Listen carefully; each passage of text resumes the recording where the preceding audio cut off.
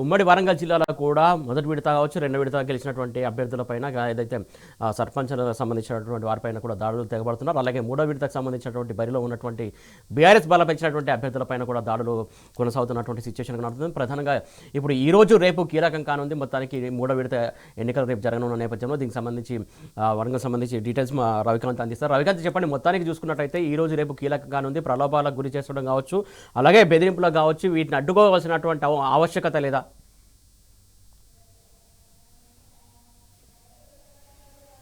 సురేష్, ఖచ్చితంగా ఈ దాడుల సంస్కృతిని అయితే ఆపాల్సినటువంటి బాధ్యత ఖచ్చితంగా అనిపిస్తుంది. ఎందుకంటే ఒకటో దశ, రెండవ దశలో బీఆర్ఎస్ బలపరిచినటువంటి అభ్యర్థులు పెద్ద సంఖ్యలో గెలిచారు.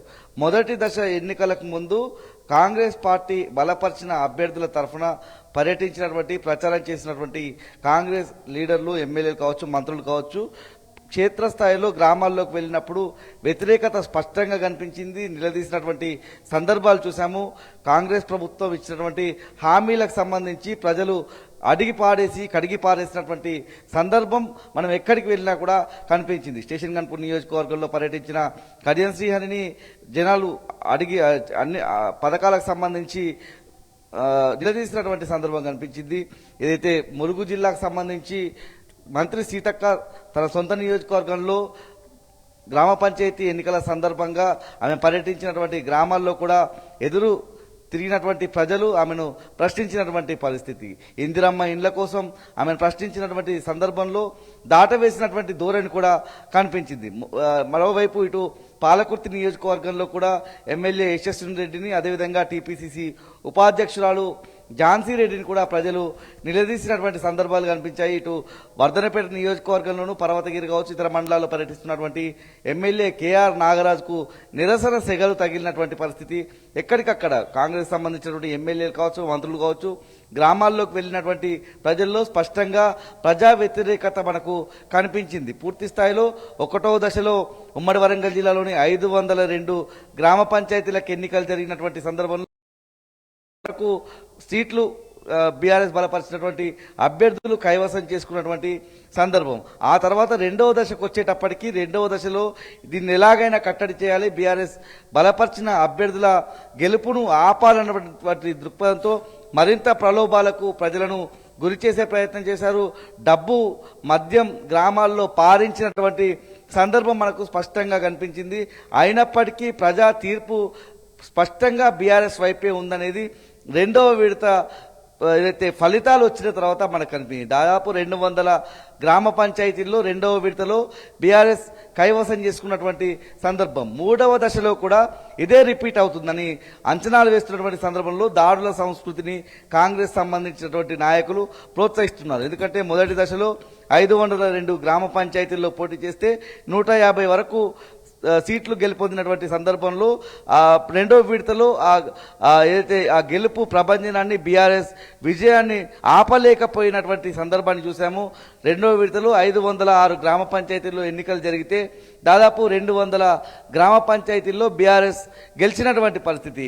ఏదైతే కాంగ్రెస్ గెలిచినటువంటి స్థానాలను కూడా మనం గమనించాల్సి ఉంటుంది. ఏదో చిన్న గ్రామాలు ఇవాళ కాంగ్రెస్ వశమైనటువంటి పరిస్థితి. మేజర్ గ్రామ పంచాయతీలు ఏవైతే ఉన్నాయో, ఏదైతే ములుగు జిల్లా ఏటూరు నాగారం అనేది ఒక మేజర్ గ్రామ పంచాయతీగా ఉంటుంది. అక్కడ బీఆర్ఎస్ విజయం సాధించినటువంటి పరిస్థితి మనం చూస్తూ ఉన్నాం. ఇలా ఏ విధంగానైనా 3000 పైచిలకు ఓట్లు ఉన్నటువంటి గ్రామాల్లో ఇవాళ బీఆర్ఎస్ జెండా, గులాబీ జెండా ఎగిరినటువంటి సందర్భాన్ని స్పష్టంగా చూసాము. మూడో విడతలో కూడా 530 స్థానాల్లో ఇవాళ రేపు ఎన్నికలు జరుగుతూ ఉన్నటువంటి సందర్భంలో నిన్న మొన్నటి నుంచే కవ్వింపు చర్యలకు పాల్పడుతున్నారు. దాడుల సంస్కృతికి తెరలేపుతా ఉన్నటువంటి సందర్భాన్ని చూస్తూ ఉన్నాము. ఏదైతే వరంగల్ జిల్లా నర్సంపేట నియోజకవర్గానికి సంబంధించి నిన్న అక్కడ ఒక ఘర్షణ పూరితమైనటువంటి వాతావరణం కనిపించింది. చెన్నారావుపేట మండలం చెరువు కొమ్ము తండాలో నిన్న ఏదైతే అక్కడ ఉన్నటువంటి ఆ గ్రామానికి సంబంధించి ఇది తండాగా ఉంటుంది. రేపు ఎన్నికలు ఉన్నటువంటి సందర్భంలో నిన్న రాత్రి 11 గంటల తర్వాత పక్కనే ఉన్నటువంటి ఓ తండాకు అక్కడ ఉన్నటువంటి 5 బీఆర్ఎస్ కార్యకర్తలు పక్కనున్న తండాకు వెళ్తున్నటువంటి సందర్భంలో అక్కడ ఉన్నటువంటి దుర్గమ్మ గుడి దగ్గర చలిమంటలు కాగుతున్నటువంటి 20 మంది కాంగ్రెస్ కార్యకర్తలు విచక్షణ రహితంగా 5గురు బీఆర్ఎస్ కార్యకర్తల మీద దాడులకు పాల్పడినటువంటి పరిస్థితి. ఆ విజువల్స్ మనం చూసినట్టయితే పూర్తి స్థాయిలో ఆ చలిమంటలు కాగేటువంటి ఆ చలిమంటల కోసం మంట పెట్టినటువంటి ఆ కర్రలను దాడులకు ఉపయోగించినటువంటి సందర్భం. ఆ నిప్పు రవ్వలు తగలడము, ఆ కర్రల దాడిలో తీవ్రంగా గాయపడ్డ 5గురు బీఆర్ఎస్ కార్యకర్తలు ఇప్పుడు కూడా నర్సంపేట ఏరియా ఆసుపత్రిలో చికిత్స పొందుతున్నారు. నర్సంపేట మాజీ ఎమ్మెల్యే పెద్ది సుదర్శన్ రెడ్డి కూడా వాళ్ళను పరామర్శించి బీఆర్ఎస్ పార్టీ మీకు అండగా ఉంటుందన్నటువంటి ఒక ధైర్యాన్ని అయితే చెప్పారు. కార్యకర్తలకు బీఆర్ఎస్ అండగా ఉంటుందన్నటువంటి ఒక ధైర్యాన్ని అయితే చెప్పారు. ఇలాంటి దాడులు మంచిది కాదు. నర్సంపేట ఎమ్మెల్యే దొంతి మాధవరెడ్డి ఇలాంటి దాడులను ప్రోత్సహిస్తున్నారు. ఇది మంచిది కాదు, ఇది రౌడీయిజం అనే విధంగా కూడా నర్సంపేట మాజీ ఎమ్మెల్యే పెద్ది సుదర్శన్ రెడ్డి ఈ విషయాన్నంతా కూడా, ఈ ఘటనంతా కూడా తీవ్రంగా ఖండించడంతో పాటు రాష్ట్ర ఎన్నికల కమిషన్ దృష్టికి ఈ విషయాన్నంతా కూడా తీసుకువెళ్తామన్నటువంటి అంశాన్ని ఆయన చెప్పినటువంటి పరిస్థితి మనకు కనిపిస్తా ఉంది. రేపు జరిగేటువంటి 3వ దశ ఎన్నికల్లో కూడా బీఆర్ఎస్ ప్రభంజనం మోగించే అవకాశమే కనిపిస్తుంది. ఎందుకంటే వరంగల్ జిల్లాకు సంబంధించి పూర్తిగా నర్సంపేట ప్రాంతంలో ఎన్నికలు జరుగుతున్నాయి. చిన్నరావుపేట, ఖానాపూర్, నర్సంపేట, అదేవిధంగా నెక్కొండ మండలాలకు సంబంధించి ఆ ప్రాంతంలో బీఆర్ఎస్ పట్టున్నటువంటి ఆ 4 మండలాల్లో రేపు గులాబీ జెండా రెపరెపలాడే అవకాశమే మనకు కనిపిస్తా ఉంది. పూర్తి స్థాయిలో బీఆర్ఎస్ వెంటే వాళ్ళ ప్రజలు ఉన్నట్టుగా కూడా ఈ గ్రామ పంచాయతీ ఎన్నికల ద్వారా మనకు కనిపిస్తా ఉంది. కాంగ్రెస్ నేతలైతే ఈ బీఆర్ఎస్ విజయం పట్ల తలలు పట్టుకుంటున్నటువంటి సందర్భం మనకు కనిపిస్తోంది. రైట్ రవికాంత్, మీరు అందుబాటులో ఉండండి.